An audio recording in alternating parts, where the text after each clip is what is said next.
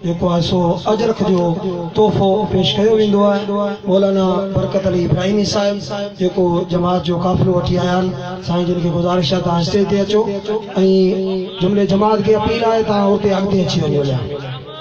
अल्हम्दुलिल्लाह कसीर तदाद में जमात है, चंबड़ में जलसो है, उनके करे अञा कुछ घट है, न तो अञा पिंडाल जी बी हालत हुजे आ, पर अल्हम्दुलिल्लाह वसी जमात है। तव्हां थोड़ा अॻिते अची वञो, थोड़ा अॻिते अची वञो जी पोया माण्हू थी सघनि। साईं खान मोहम्मद किशकोरी खे गुज़ारिश कंदुसि जेको क़िबला रहनुमाए सालिकीन आगा जान आगा सरहंदी मोहम्मद बरकातुल्लाह आलिया के अजरख जो तोहफ़ो पेश कंदा। साईं खान मोहम्मद किशकोरी साहिब जेके अचनि साईं जिन खे अजरख जो तोहफ़ो पेश कनि। उनका बाद में साईं खान मोहम्मद के गुज़ारिश कंदुसि तो साईं एजाज अहमद सिकंदरी साहब के अजरख जो तोहफ़ो पेश कनि।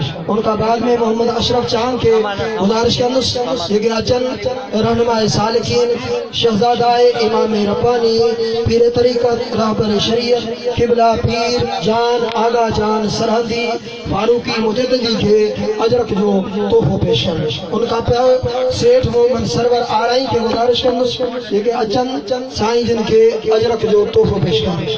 अशरफ चांद के गुज़ारिश है एजाज अहमद सिकंदरी के अजरख जो तोहफ़ो पेश कयो। उनका बाद में सेठ मोहम्मद सरवर आरई ॿियो मिठाई वाले गुज़ारिश है उहे अचनि रहनुमाए सालिकीन शहजादाए इमाम रब्बानी जान आगा जान फारूकी सरहंदी मुजद्दिदी के अजरख जो तोहफ़ो पेश कनि। क़िबला जिन जी तमाम बड़ी मेहरबानी तमाम लख थोड़ा जेको इत्तफाक सा यो जलसो नवकोट में गरजी हो, पर अल्हम्दुलिल्लाह नसीब पंहिंजा पंहिंजा हुंदा आहिनि, भाग पंहिंजा पंहिंजा हुंदा आहिनि। असांखे माण्हू इहो चयो वियो त तव्हां तारीख़ कोन वरिती आहे, साईं क़िबला कोन ईंदा, हिते जे माण्हू इहो माण्हुनि खे ॻाल्हियूं ॿुधायूं त हिननि छोकरनि जे चवण ते साईं किथे था अचनि। असीं साईं जो शुक्रियो अदा कयूं था। शहजादाए इमाम रब्बानी क़िबला जे के तशरीफ वठी आया ऐं तहां तुंबाले वारा हथ मथे खणी ॿई हथ मथे खणी साईं जो शुक्रियो अदा कयो।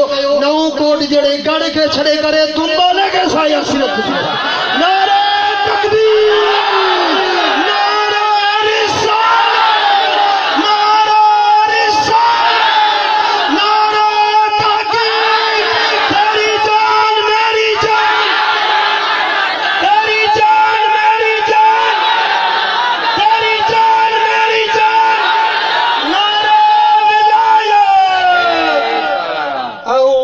आलमन जो खास करे साईं सीनियर जमीयत उलमा सिकंदरी सदर साईं मौलाना अब्दुल्ला